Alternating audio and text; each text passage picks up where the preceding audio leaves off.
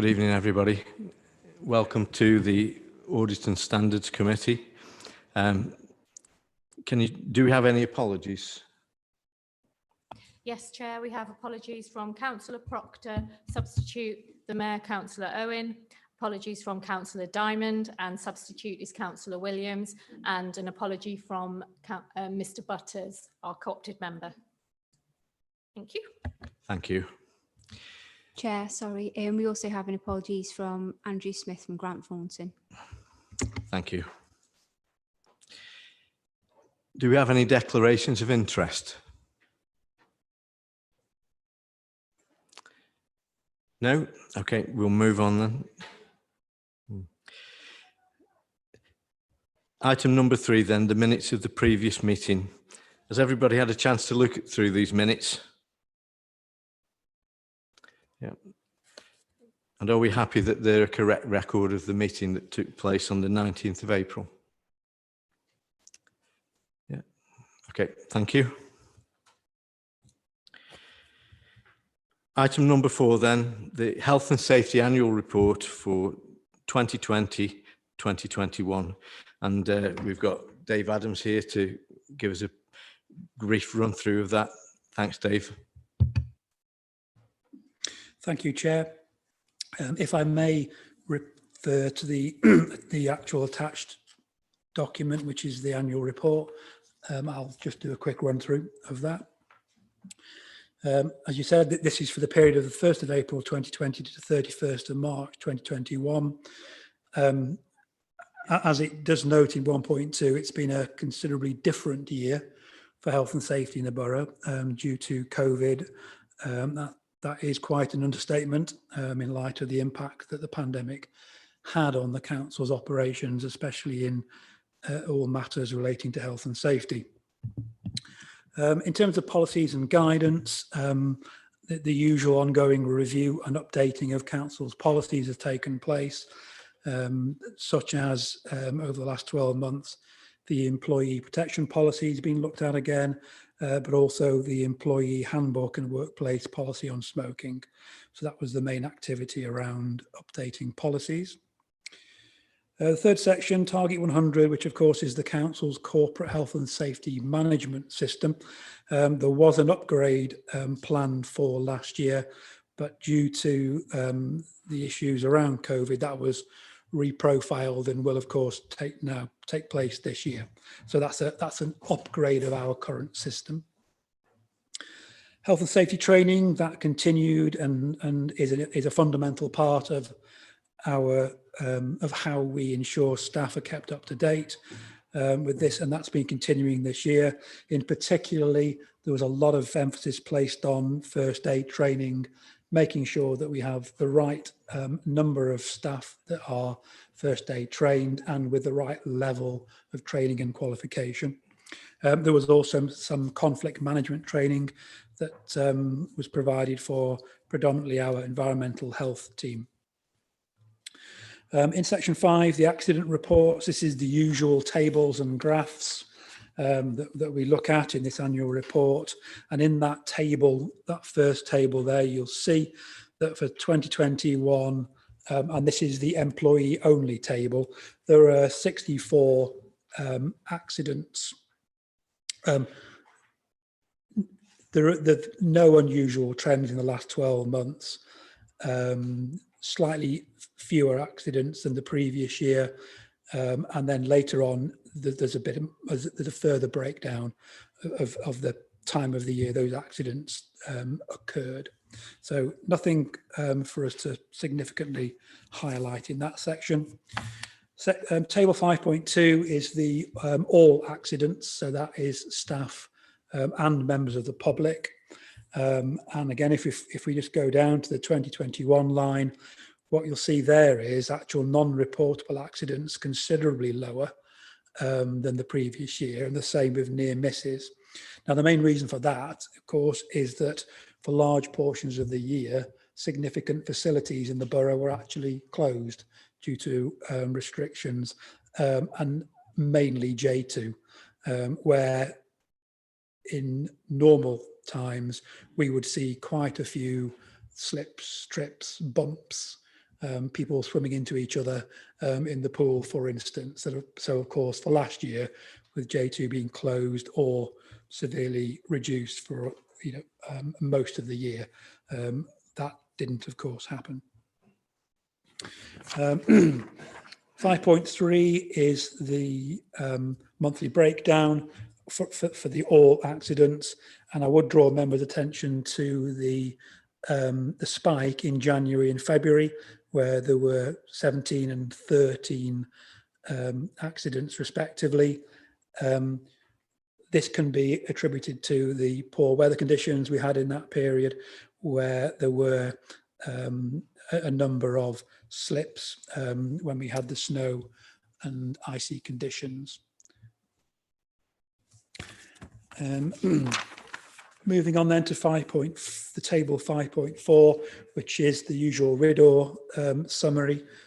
These are the reportable accidents. There were 6 in the year. In all cases, investigations were undertaken and completed, and where remedial action was required, it was completed.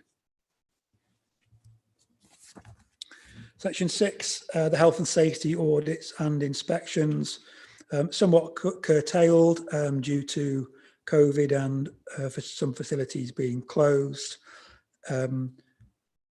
However, a very significant new requirement, of course, came from COVID, and the need to make and keep all of our buildings COVID secure was an additional task for the team that year. Section 7 is the particular focus on Nutton Lane Depot. All the usual meetings took place of the Health and Safety Committee for the depot, and a range of matters were dealt with, which are detailed in 7.2. The leisure, the SHE meeting, which is the Safety, Health and Environment meetings, also took place during the year as usual, and the range of issues discussed are detailed in 8.2. Moving on to section 9, the Corporate Health and Safety Committee pulls together all the council's health and safety activity into that one corporate meeting. A key coordinating plank, shall I say, of all the council's health and safety regime. It met as usual quarterly through the year, and quite a significant programme of activity and business set out in 9.2. And of course, again, that's where we picked up regularly all the additional requirements for COVID. In section 10, from a fire perspective, all the usual evacuations were completed and no significant concerns arose from those fire drills. Section 11, event safety. Most, of course, were not held during this year due to restrictions. Section 12, Castle House. No significant issues arose from Castle House during the year.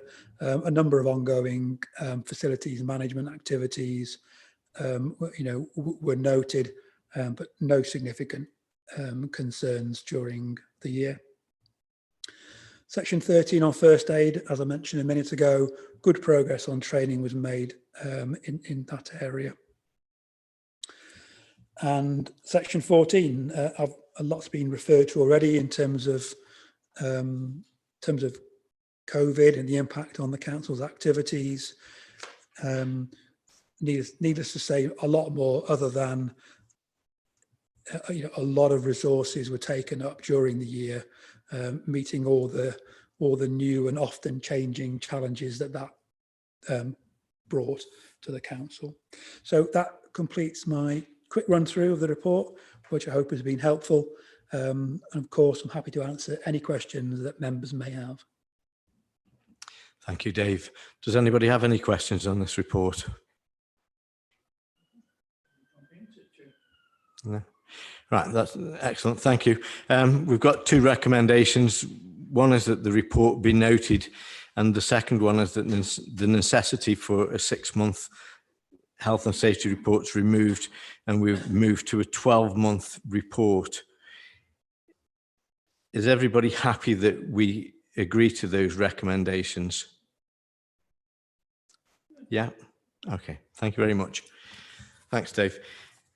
Item number 5 then is the Internal Audit Annual Report for 2020-2021. And we have from Stoke-on-Trent Council, John Bembo, to run through this for us. Thank you, John. Incidentally, could everybody, if people do speak, we need to use the mics just in case anybody isn't absolutely certain. Thank you. Thank you, Chair.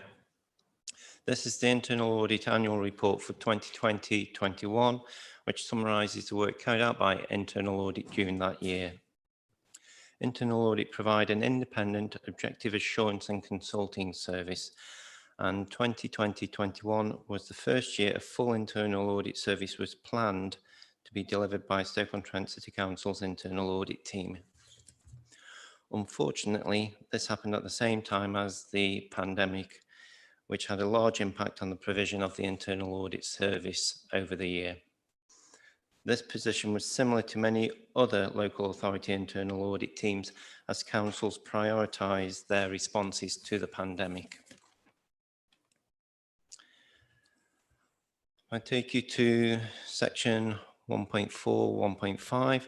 The work of internal audit is supported by the authority's internal audit charter, which defined internal audit's purpose, authority and responsibility, the latest version of which was approved by the executive management team and this committee in April 2020. In 2020-21, an annual risk-based audit plan was approved. However, as stated earlier, the coronavirus pandemic and national lockdowns highlighted significant risks which impacted on the achievement of this plan. I take you to section 2. Due to the reduced capacity, internal audit reviewed the plan to ensure that the areas of greatest risk were prioritised for the year.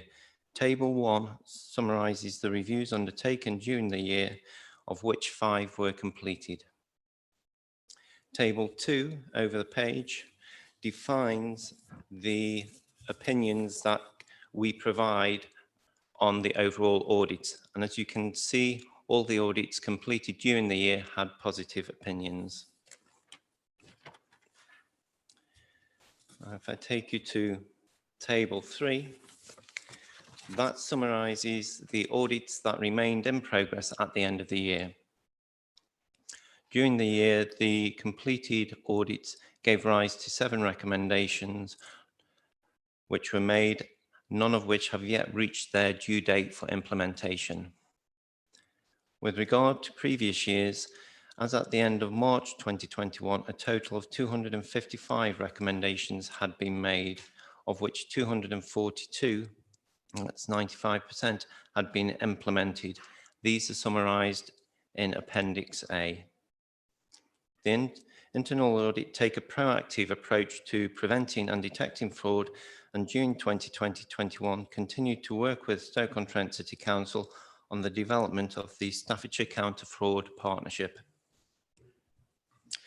Coming to the annual opinion, the Chartered Institute for Public Finance and Accountancy, referred to as CIPFA, produced guidance in the year in light of the pandemic, which recognised the considerable challenges faced by local government during 2020-21.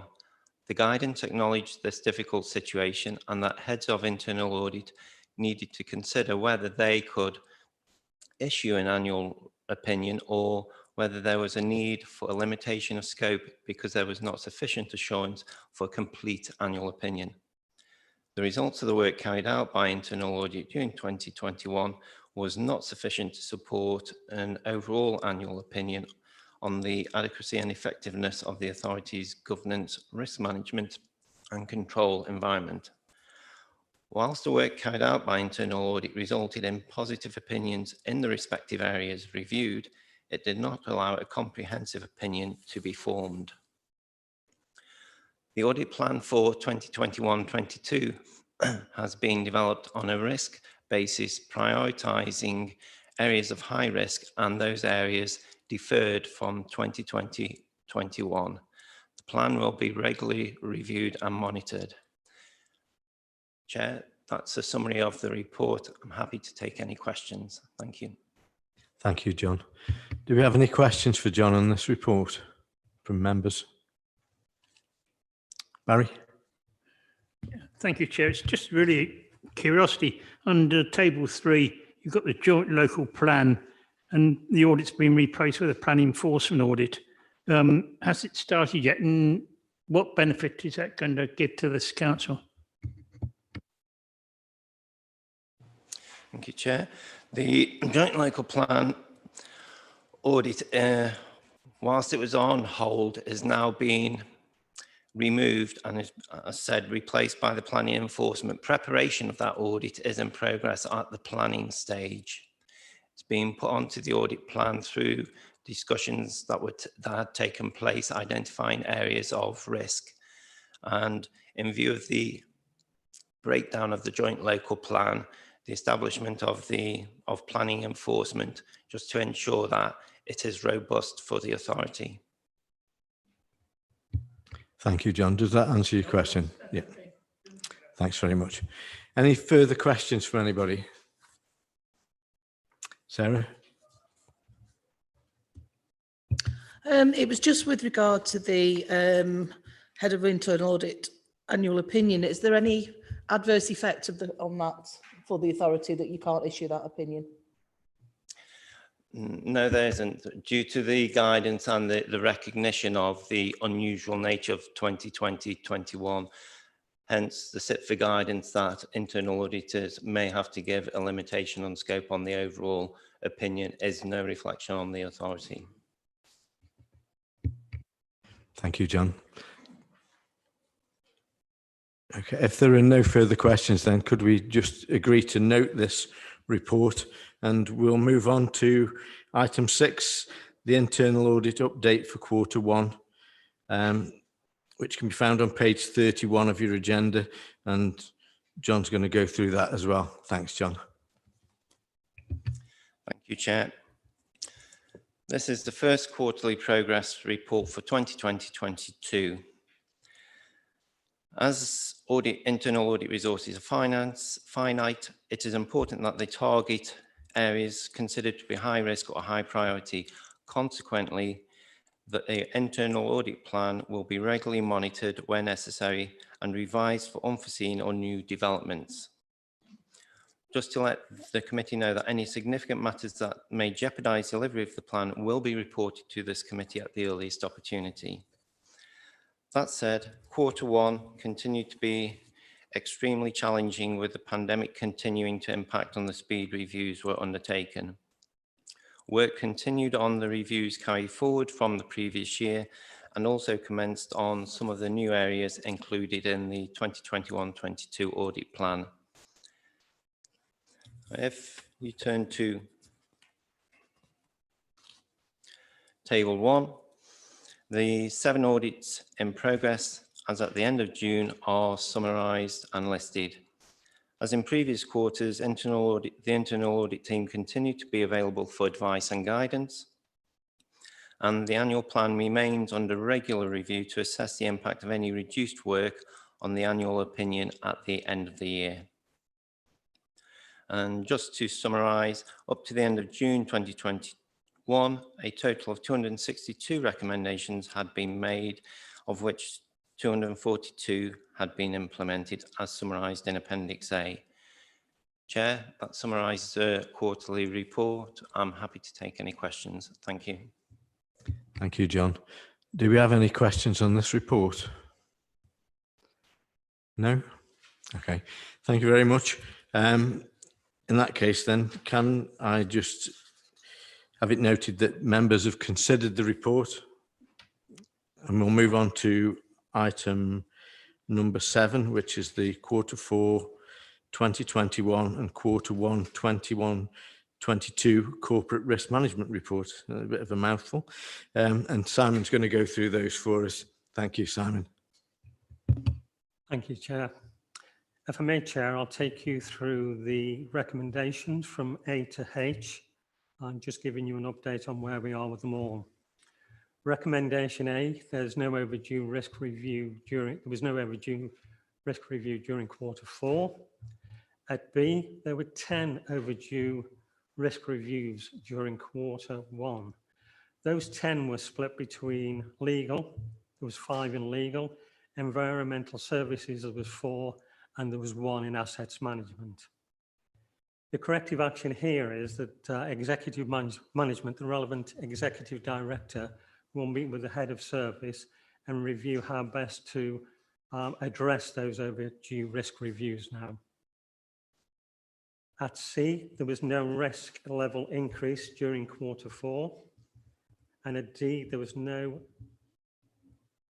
risk level increases in Q1.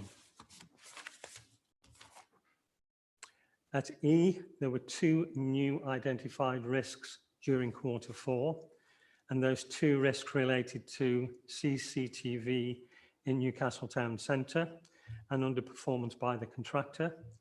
And the second was a failure to deliver the local plan. Both risks now are being managed at local officer level. At F, there was 1 new risk identified during Q1, and that relates to Wally's Quarry. At G, this is the Appendix A. This gives an overview of the update to the corporate risks, the review as of June. There's 15 corporate risks in that appendices, and I wasn't intending to go through all 15, if you don't mind.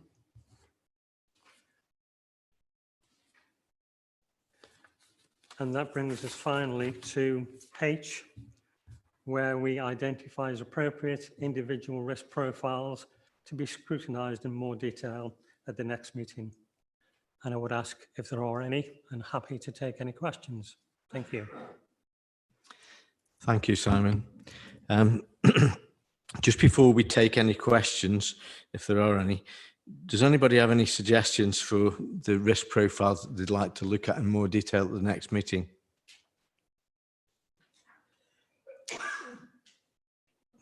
Wally's Quarry needs to be really kept a close eye on, given the amount of money that we're putting into one side to actually fight that. So I think that would be an important one to keep included in here. Okay. I mean, we don't have to take multiple items. I mean, if we want to stick with that, because that's probably going to take a fair amount of time to discuss, I would think. So perhaps if we could have a look at that, Simon, and just get perhaps a more in-depth discussion about it at the next meeting. And then if anybody has any other questions. No? Right, okay. So in that case then, are we happy to note the recommendations that Simon's just run through, A to G? Yeah. Okay, thanks. Could that be noted then for us, please? And we'll obviously look at Wally's Quarry in a bit more detail next time. Thank you, Simon. Item 8 then, the proposed accounting policies, critical accounting judgments and sources of estimation uncertainty for the 2020-21 statement of accounts. And Sarah's going to go through this riveting report for us. Thank you, Thank Chair. You, this is the first year that we've actually produced the proposed accounting policies, critical judgment, sources of estimation uncertainty for the statements of accounts. This is in connection with the statements of accounts, and it relates to the assumptions made about the estimation uncertainty. So the report details accounting policies used in the preparation of the draft statements of accounts as per the CIPFA Code of Practice. The international standards on auditing detailing the external auditor's responsibilities relating to the accounting estimates and related disclosures when auditing the statements of accounts. It's anticipated that the external auditor will require greater assurance this year, particularly in relation to the COVID pandemic.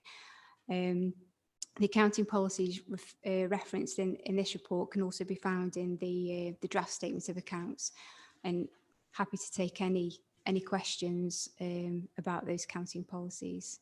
Thank you. Thank you, Sarah. Yeah, as Sarah's just said, these are actually now in the draft accounts. They're quite lengthy in places, but obviously we do have to approve them in order for them to be in the accounts. Does anybody have any questions in relation to these policies? No? In that case, are we happy to approve the policies? Yep. Are we also happy to approve the critical judgments that are being applied to the accounting policies? Yep. And are we also happy to delegate to the head of finance, Sarah herself, the ability to make further changes to the proposed accounting policies to reflect the release of new or updated guidance, if applicable? Yep. Okay. Right. Thank you very much. In that case, then we shall move on to the item number 9, the draft statement of accounts. And Sarah's going to kick off on that, and Craig may interrupt from time to time if he wants to. Thank you. Thank you, Chair. So I'm pleased to present the draft statement of accounts for 2021. As you're aware, the COVID pandemic has had a significant impact on the council's financial position over the last year. Income losses from fees and charges in the financial year have amounted to 3.075 million. We've had additional expenditure totaling 1.865 million as a result of the pandemic. Despite the considerable pressure, I am pleased to confirm that we have achieved an outturn position for 2021, circa £5,000 against the budget that we set back in February 2020. This has been achieved through the application of government funding, just over £3 million, which has offset the pressures of COVID-19 pandemic, and the reimbursement of £1.994 million in relation to the loss of fees and charges income via the government's income loss compensation scheme. Expenditure has also been reduced and managed by officers throughout the authority during these difficult months, which has helped us achieve the positive surplus of £5,000. Following a vigorous risk assessment in response to COVID-19, we have actually boosted our reserves. The general fund balance has been increased from 1.448 million at the 31st of March 2020 to £3 million as at the 31st of March 2021, in addition to £100,000 income reserve that we've put to one side. Planned expenditure in relation to capital totaled £9.776 million. Actual expenditure totaled £7.521 million, which was £2.255 million below the planned expenditure. That amount will actually be moved forward into this financial year to finish off these projects that were started last financial year. That means that we actually had a balanced outturn on capital for the last financial year.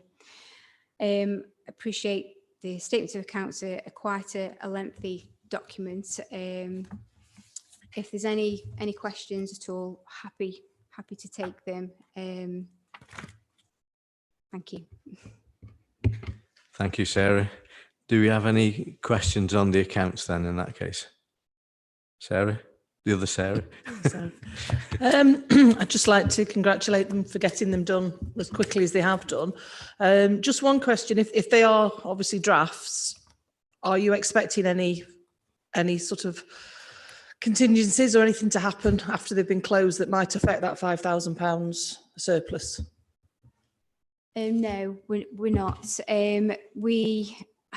I had a conversation with the external auditor just in respect of the audit of the draft statements of accounts at the moment. We've had a week's worth of sample testing from the external auditor. They are due to come back in September to complete the audit. They'll be with us for most of September. Although they have informed us that they will be able to complete the audit on our accounts by the end of that time, which we would bring them back to auditing standards at the end of September, they've had notification from Ernst & Young, who audit the statutory pension fund, to say that they won't be in a position to offer their opinion on the statutory pension fund element until potentially mid to end of October, which is going to push our certification of the accounts off. So I think we're going to come to that at the end of the actual meeting when we look at the planned work, but we won't be able to get them signed off by the end of September. That is a Staffordshire-wide issue, not just Newcastle's issue. So that affects all the Staffordshire authorities that are actually within the pension fund, but I'm not expecting any other issues that are going to affect the figures in the accounts at this point. And just one more, in terms of the government funding you've had for COVID, are there likely to be any claim back or anything like that? As the government indicated that they're going to do any audits of it, or do you know? I don't know. As part of us passporting the grants out, there is assurances that we have to provide central government that we have completed various checks on the businesses that receive the government grants. So that's a process that we're already doing now. We aren't expecting to give any grants back that we've already issued. We had a guidance notes that came through from central government that we actually set a policy around, and we've abided by those when we've actually passported all the grants out. So we don't expect to give any of those grants back, and we're not anticipating any further grants from central government, with the exception of we've had the income losses for Q1 this financial year, but we're not expecting any additional grants at this present time. Do any other members have any questions, Stephen? It's not a question really, Chairman. It's a comment, and I never miss the opportunity to say this, that 15 months ago we were worried, weren't we, where the money has come from? But the appropriate people in government, the MPs, the LGA, and everybody else have worked very hard, and the council as well on our behalf. And if you do the arithmetic, we've lost something like £4.940 million over the COVID, and in government sort of grants, whatever, to make it up. This isn't the money we've passported out. This is the money that's come to us. It's 5.070 million. So actually £130,000 to the good, which I think really goes to show the government has done for local authorities what it said it would do. And it's seen as all right, because I think without this money, I don't think we'd be in such a healthy position as we are now. Thank you, Chairman. Thank you. Yeah, I don't think anybody would have expected the year that we had.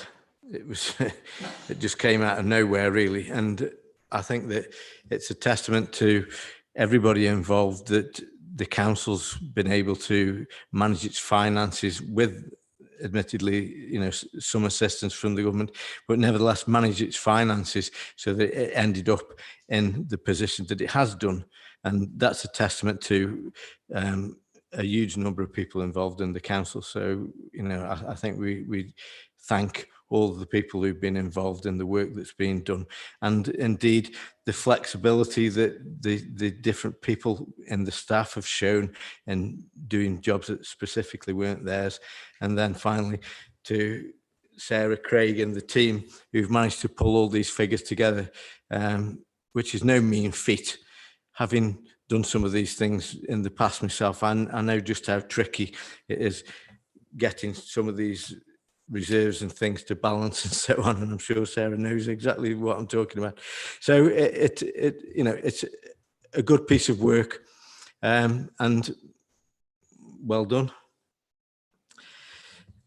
If we have no more questions then on this, can we first of all note that the general fund outturn is what it is, and can we approve the accounts for publication and audit?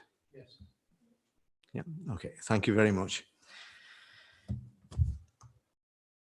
Item number 10 then, the annual governance statement for 2020-2021. And Sarah, it's one for you again. Thank you. Thank you, Chair.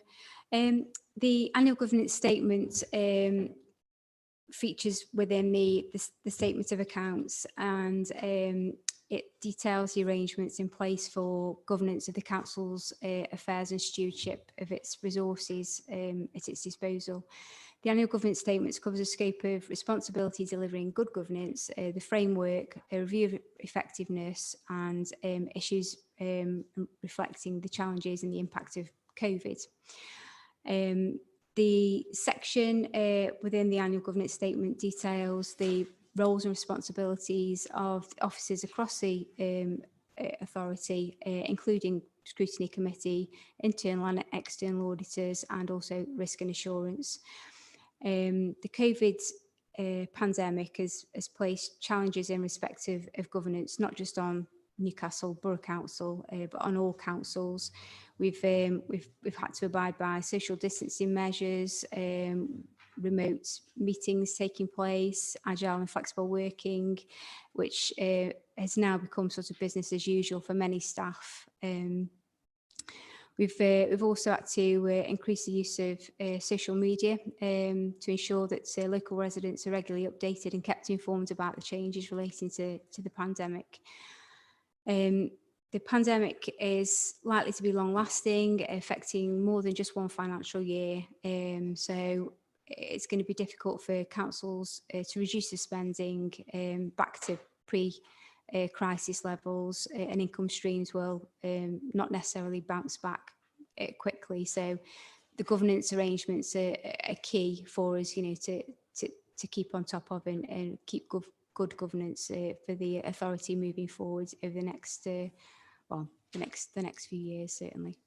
Happy to take any questions on the government statement. As I said, they are within the statements of accounts and detailed in there as part of the accounts. Thank you. Thank you, Sarah. Do we have any questions on this document? No? No, thank you. In that case, can we approve the annual governance statement for 2020-21? Yeah. Thank you. Thank you, Sarah. Item 11 then, the Treasury Management Annual Report 2020-21, and Craig is going to describe this in detail for us. Thank you, Craig. Thank you, Chair. The SIPFA Code of Practice on Treasury Management recommends that members should be informed on Treasury Management activities at least twice a year. Council resolved that the Audit and Standards Committee would monitor and oversee the delivery of the strategy through the receipt of half-yearly and the year-end Treasury Management reports.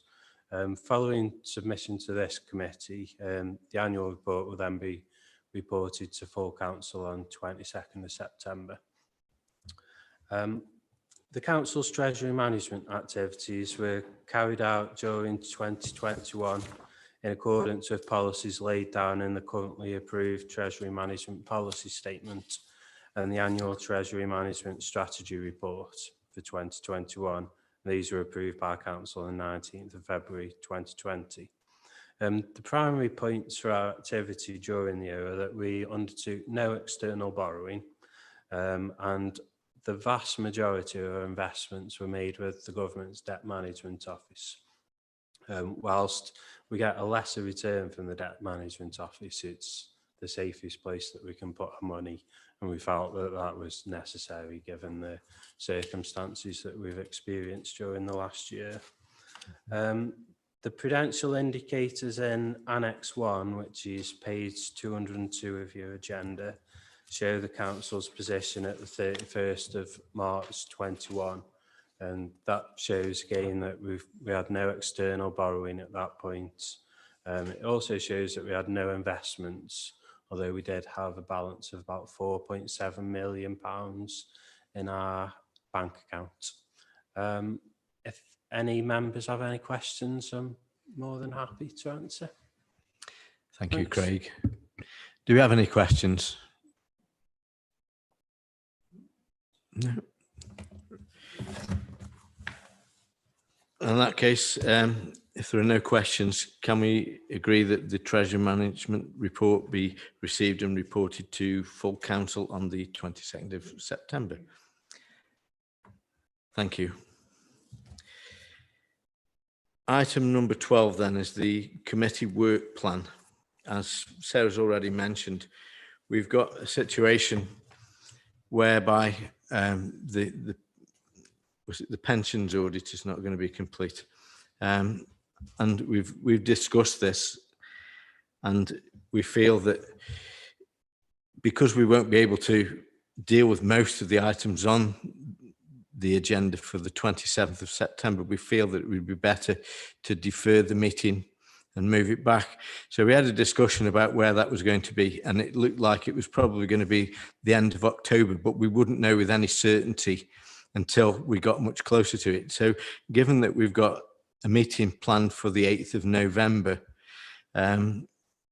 it's my opinion that we should probably defer the items from the 27th of September to the 8th of November to avoid people having to move the diaries around. And I understand it's not going to create any particular issues for the council if we were to do that. Does anybody have any strong feelings on that? Just a quick point, Chair, that means we're cancelling the meeting, the 27th of September meeting. Yeah.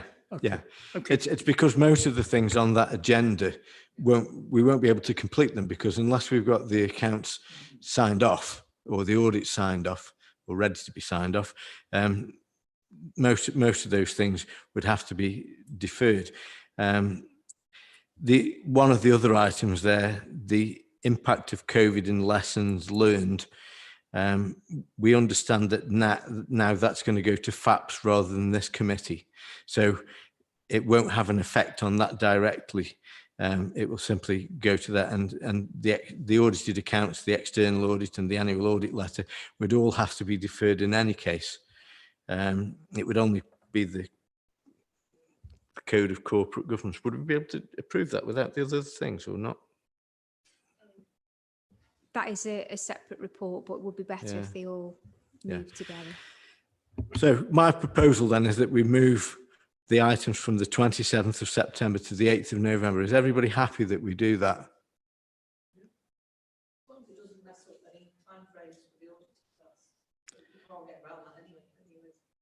We're dependent on the auditors, Sarah. That's the problem. You know,